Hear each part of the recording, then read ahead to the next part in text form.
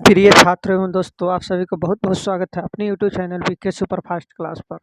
मैं आज आप लोगों के लिए लेकर आया हूँ जीव विज्ञान के अध्याय 2, जिसका नाम है नियंत्रण एवं समन्वय। इससे पहले मैंने अपने यूट्यूब चैनल पर इससे पहले जो था जय प्रक्रम था, पोषण था, श्वसन था, उत्सर्जन था, परिवहन था, ये सबको मैंने एक वस्तुनिष्ठ करके और 110 प्रश्नों का संग्रह मैंने आपको पिछले वीडियो में दिया था। उसे आप एक बार ज़रूर देखिएगा। उसके बाद ही आप इसको देखिएगा ताकि हर एक बात आपको अच्छी तरह से समझ में आ जाएगी। मेरा प्रश्न संख्या 1 कहता है नियंत्रण एवं समन्वय का एक नर हार्मोन का नाम बताने के लिए कहता है। तो टेस्टोस्टेरोन क्या है? एक प्रकार का नर हार्मोन है। एक बार 2 बार सुनिए, याद हो जाएगा। नर हार्मोन क्या है? टेस्टोस्टेरोन। ठीक है। प्रश्न संख्या 2 का था फूलों में नर प्रजनन अंग होते हैं। तो पुंकेसर जो होते हैं वो फूलों में नर प्रजनन अंग के नाम से जाना जाता है। प्रश्न संख्या 3 कहता है कौन सी ग्रंथि अंतःस्रावी और बाह्यस्रावी दोनों होते हैं। तो आग्नाशय ग्रंथि जो है अंतः और बाह्यस्रावी ग्रंथि के नाम से हम जानते हैं। प्रश्न संख्या 4 कहता है मस्तिष्क का कौन सा भाग शरीर की स्थिति तथा संतुलन का अनुरक्षण करता है। तो मस्तिष्क का जो होता है ये अनुमस्तिष्क जो है वो हमारे मस्तिष्क के संतुलन तथा अनुरक्षण का काम करता है। प्रश्न संख्या 5 मेरा कहता है रक्त में आयरन की कमी से होने वाली रोग का नाम बताएं।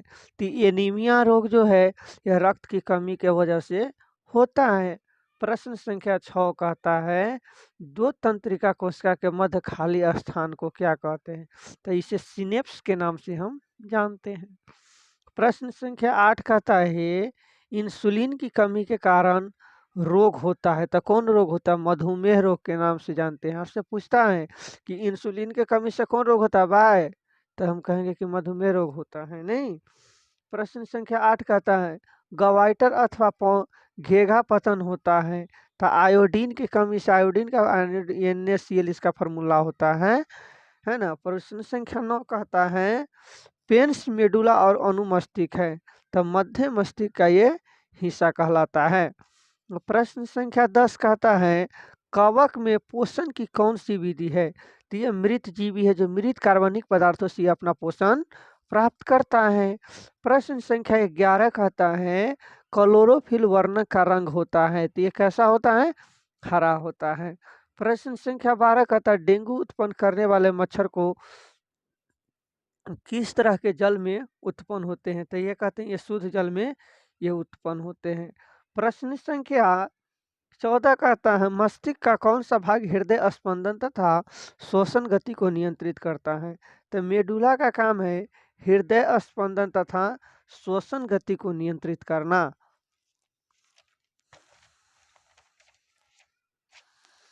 प्रश्न संख्या 15 कहता है मानव में डायलिसिस थैली होता है, इसे नेफ्रॉन के नाम से जानते हैं। डायलिसिस बोले तो नेफ्रॉन। प्रश्न संख्या 16 कहता है एफसीसिक एसिड किस तरह का रसायन है। तो यह वृद्धि रोधक है। वृद्धि रोधक का मतलब जो उसको वृद्धि नहीं होने देगा, है ना। बीज रहित पौधे के उत्पाद में ये सहायता होते हैं। क्या होता है? ऑक्सीजन तथा जिब्रेलियंस होते हैं। जिब्रेलियन हार्मोन जो होता है वो पौधों में फल को जो है उसको वृद्धि और विकास करने में वो अपना अहम योगदान निभाता है। ये कथी आम के फल लगा दिए, आपका मुंह में पानी आ गया ना, हमरा सब पता है।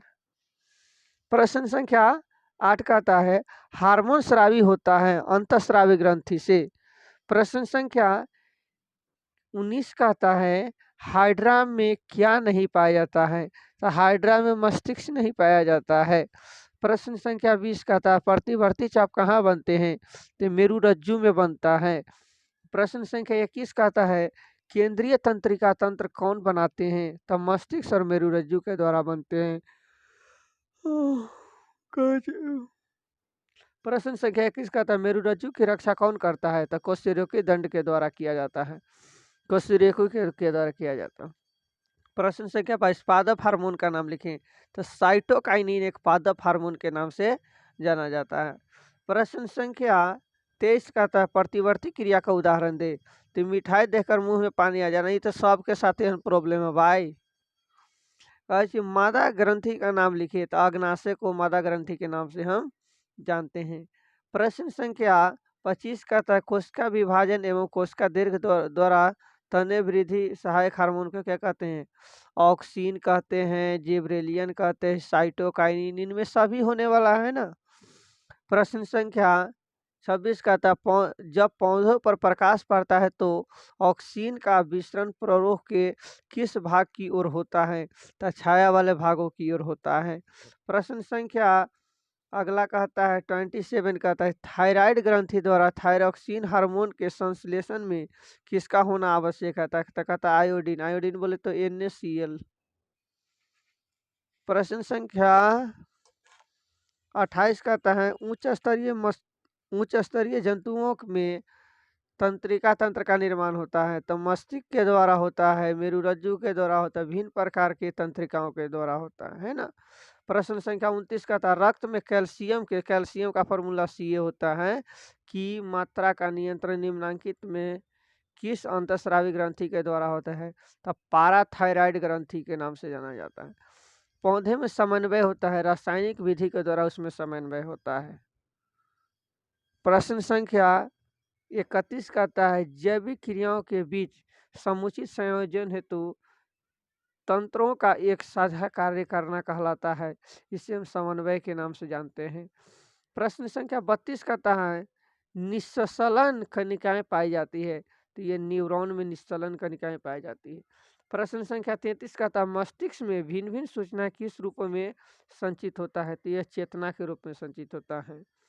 प्रश्न संख्या 34 का था वृषण द्वारा स्रावित हार्मोन को कहते हैं टेस्टोस्टेरोन के नाम से जानते हैं। प्रश्न संख्या 35 मेरा कहता है फलों को किस हार्मोन के द्वारा पकाया जाता है? इसे एथिलीन या इसी का एक और नाम है जिसे हम